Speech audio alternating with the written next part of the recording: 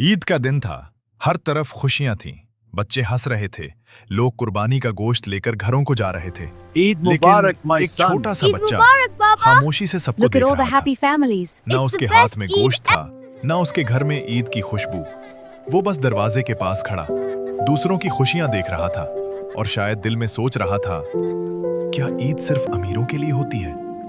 फिर अचानक एक छोटा बच्चा अपने अब्बू के साथ आया। उसके हाथ में आप कुर्बानी का गोश्त था। वो मुस्कुराया और बोला, यह आपके लिए है। ये सुनते ही उस गरीब माँ की आंखों में आंसू आ गए, क्योंकि उस दिन सिर्फ गोश्त नहीं मिला था, किसी ने उनकी इज्जत, उनकी खुशी और उनका दिल भी याद रखा था। लेकिन एक सवाल, क्या कहीं हमसे ये गलती तो नहीं हो रही कि हमारी फ्रिज तो गोश्त से भर जाती है, मगर हमारे आसपास कुछ घर अभी भी खाली रह जाते हैं?